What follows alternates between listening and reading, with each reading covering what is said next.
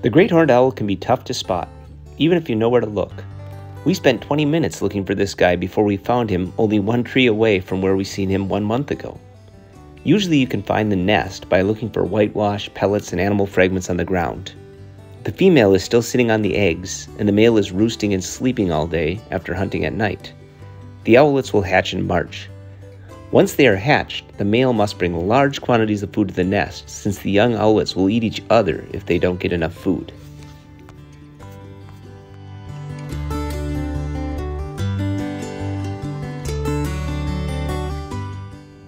It was great to get some nice photos of this male, although it was work for him to even open one eye for us. About 9 weeks after hatching, the owlets will make their first flight to the ground. Hopefully we can check back in and see how many there are.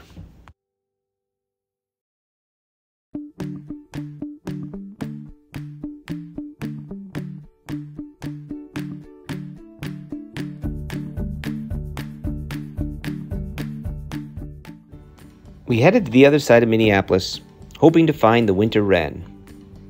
Nope, it was just mallards in the Minnehaha Creek today. Next, we looked for the fox sparrow, but instead, we only found cardinals. A good birding tip is to take a picture of the bird that is there and just pretend that's what you are looking for.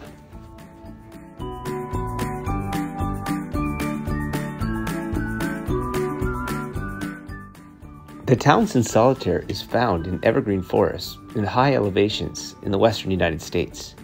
You can find them by listening for their continual singing.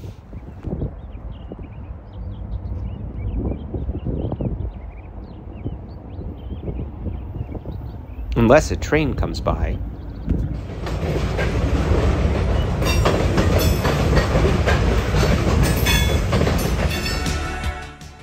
We waited for the train to pull the cars one way and then back the other, and when it finally stopped, there he was. They are actually part of the thrush family, but are often confused for flycatchers because of the way that they will fly out from a perch and back to catch insects. I've seen this take place in Oregon. In the winter, their diet consists of exclusively juniper berries. They can eat between 42 and 84,000 berries in a single winter. The singing is to mark their territory, which they defend intensely against other birds. This is probably why they are called solitaires.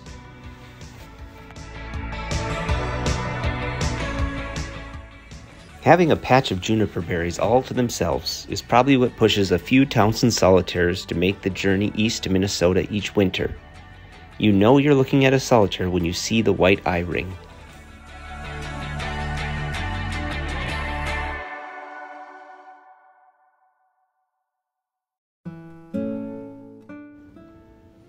At about noon, we decided to see if the eastern screech owl was out sunning himself. He was. Almost everyone we talked to said sunny days are your best chance to see them fully out of their roosting cavity. You can tell that he actually is enjoying the sunlight as he takes a nap.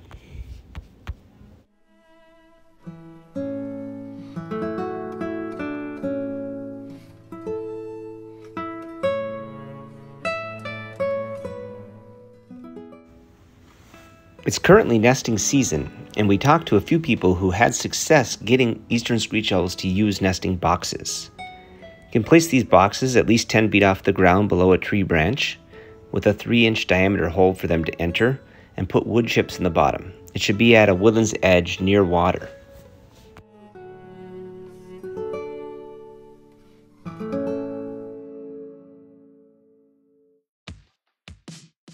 It was off to Nerstrand Bigwood State Park, where I hope to use a long shutter speed to blur the motion of this waterfall. I guess I was able to make it look completely frozen.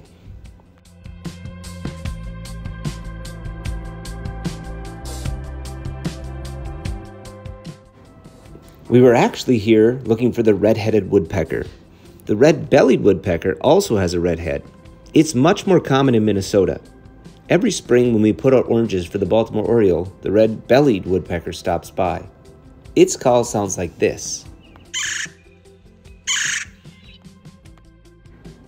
The red-headed woodpecker's call sounds like this.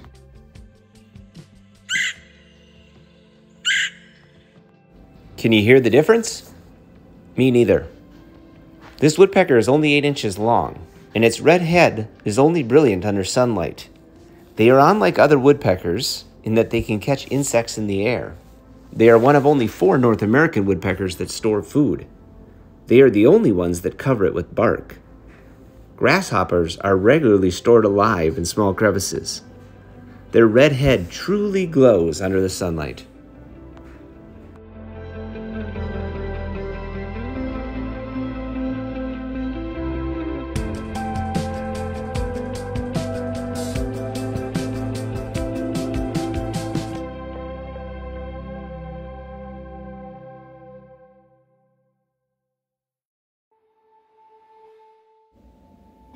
We decided to end the day by trying to get more close-up photos of the short-eared owls.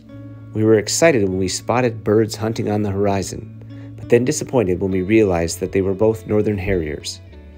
Harriers often roost on the ground with short-eared owls. They are easy to spot from a long ways away because of the distinctive white band on their tail. We will have one more chance to see the short-eared owls up close if we are able to stop by on our way down to Louisiana later this month. Until then, keep watching for all new birds.